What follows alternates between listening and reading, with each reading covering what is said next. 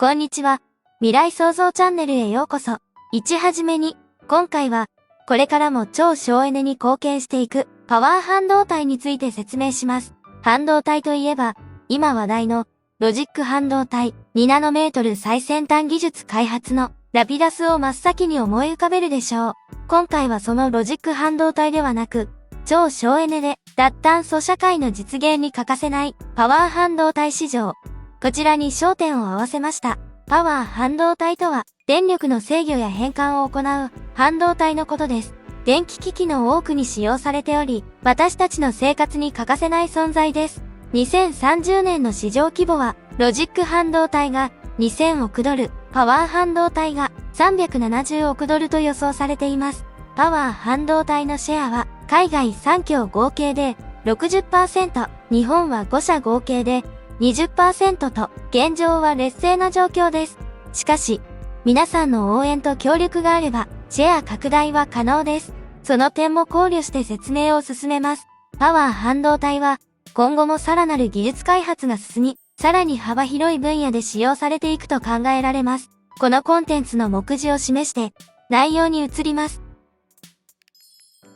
2内容。1パワー半導体とは何か。パワー半導体とは、電力機器の制御や変換を行う半導体のことです。すべての電気機器は電力が必要。そしてその電力制御の心臓部がパワー半導体で私たちの生活に欠かせない存在です。パワー半導体は大きく分けて以下の2つの種類に分けられます。スイッチング素子。スイッチング素子とは電流のオンオフを切り替える半導体です。モータや照明などの電力機器を制御するために使用されます。代表的なスイッチング素子としては、MOSFET や IGBT などが挙げられます。変換素子。変換素子とは、電圧や周波数などの電気特性を変換する半導体です。変圧器やインバータなどの電力変換装置に使用されます。代表的な変換素子としては、ダイオードやトランジスタなどが挙げられます。パワー半導体は、私たちの生活の様々な場面で使用されており、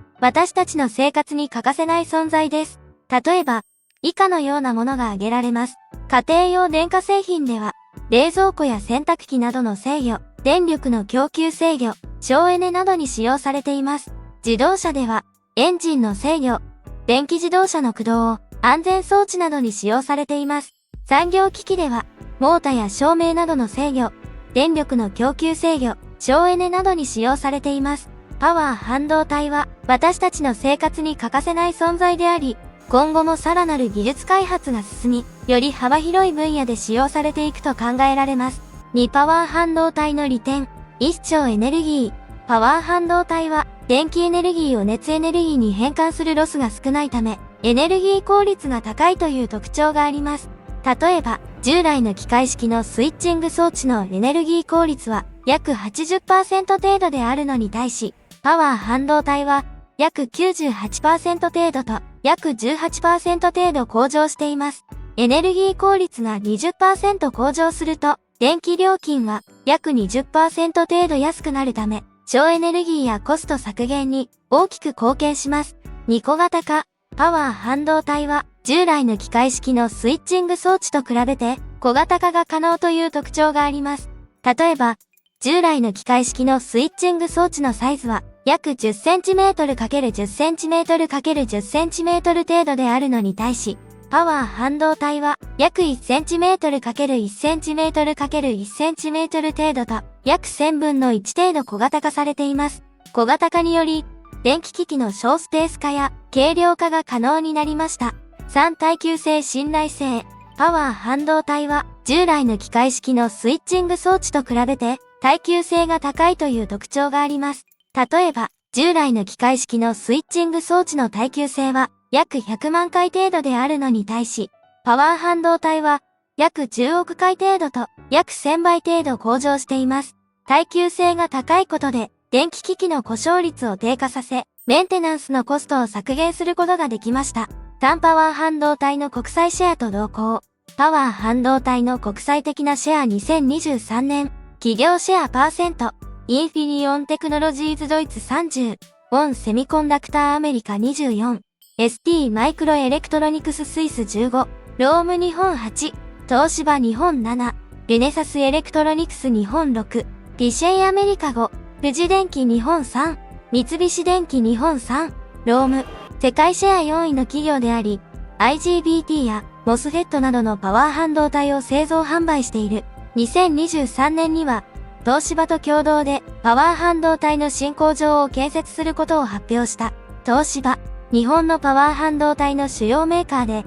IGBT やMOSFET などのパワー半導体を製造販売している。2023年には、ロームと共同でパワー半導体の生産を開始した。この共同生産では、ロームの熊本工場で東芝のパワー半導体製品を製造する。新工場は、2025年から稼働を開始する予定で、IGBT やMOSFET などのパワー半導体を製造する。両社は、この工場を共同で運営し、年間の生産能力は約100万個を予定している。新工場への投資額は約2000億円で、そのうちの半分は国の補助金となる。国の補助金は、パワー半導体の国内生産を促進し、日本の製造業競争力の強化を図る目的で支給される。この補助金の支給により、ロームと東芝は、パワー半導体の生産コストを抑え、競争力を高められると期待されている。ルネサスエレクトロニクス、世界シェア6位の企業であり、IGBT やMOSFET などのパワー半導体を製造している。2023年には、台湾の半導体メーカーであるシリコンパワーと合弁会社を設立し、車載向けパワー半導体事業の強化を図っている。富士電機、世界シェア8位の企業であり、IGBT やMOSFET などのパワー半導体を製造している。2023年には、車載向けパワー半導体事業の強化を図るため、米国の半導体メーカーである INTERNATIONERECTIFIER から IGBT の製造技術を取得した。三菱電機、世界シェア8位の企業であり、IGBT やMOSFET などのパワー半導体を製造している。2023年には、車載向けパワー半導体事業の強化を図るため、オランダの半導体メーカーであるネクスペリアと提携した。また、米国コヒレントにデンソーとそれぞれ5億ドルずつ出資し、SiC 素材の供給元を確保。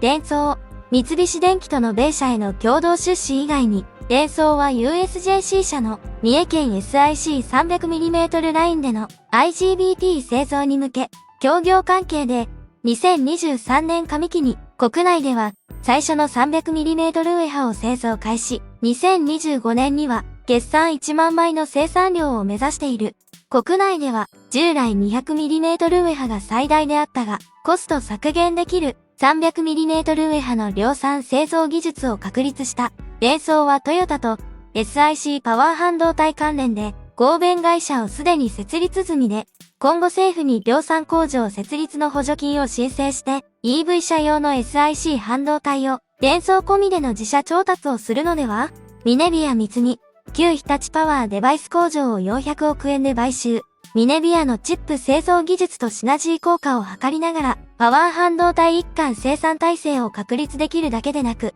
日立向けのパワー半導体向け製造も取り込めるので、2027年には2000億円規模のニッチトップを目指す。各社とも、従来のシリコン製パワー半導体に比較して 20% の省エネになる次世代の SiC パワー半導体技術と量産化、SiC 素材確保を図り、EV 車はじめ、あらゆる電子機器への省エネパワー半導体シェアアップを狙っている。4パワー半導体の研究動向。SiC パワー半導体は、従来のシリコン製パワー半導体より電力損失が低く、高温や高速スイッチング動作が可能なため、脱炭素に向けて、電気自動車 EV などの分野で需要が急速に拡大しています。そのため、大学、企業、政府一環となって研究が進められています。一大学研究の成果例、SiC パワー半導体の大幅な性能改善というテーマの開発では、20年間改善できなかった事象を物理的考察に基づく独自の手法により海面の欠陥を大幅に低減し、SiC トランジスタのチャンネル移動度を6から80倍向上させることに成功している。2企業の成果例、SiC 製のトランジスタやダイオード、SiC デバイスを製造する際の母材となるエピタキシャルウェハーエピウェハーと呼ばれる材料がパワー半導体製造のキーとなる技術である、自社内で SiC のエピューエハーを製造するドイツインフィニオンテクノロジーズやロームのような企業からも最先端デバイスを製造する上で重要な高品質のエピューエハーを得るため日本のレゾナック社に注文している。レゾナックは SiC 単結晶の成長から基板への加工、エピタキシャル膜の製膜までを手掛ける SiC エピューエハーとはSiC の粉末原料を昇華させて作成した単結晶から切り出した基板に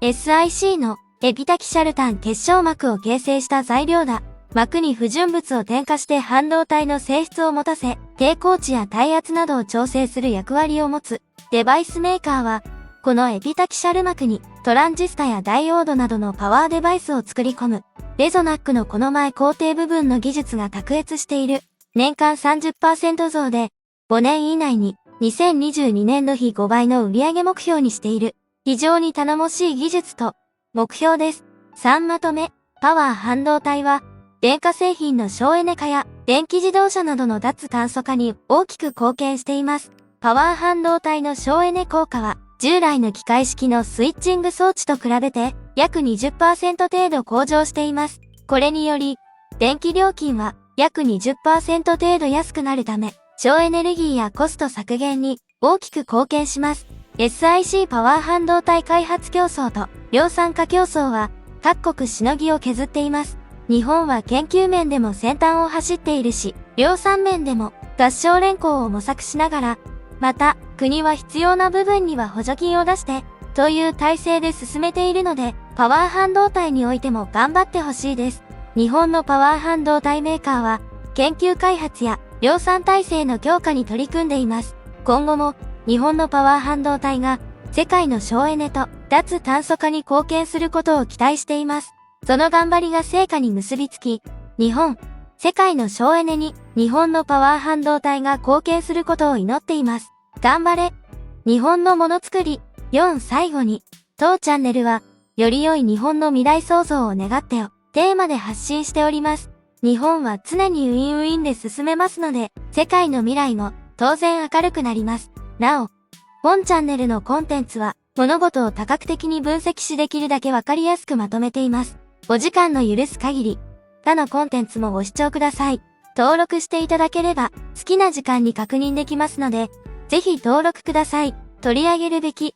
取り上げてほしいテーマ、何か意見がありましたら、コメント願います。ありがとうございました。もし役立ったと思われたら、高評価をお願いします。また、登録いただければ、次回のコンテンツもすぐに視聴できます。皆さんの人生がより豊かになることを願っています。では、また次回の動画でお会いしましょう。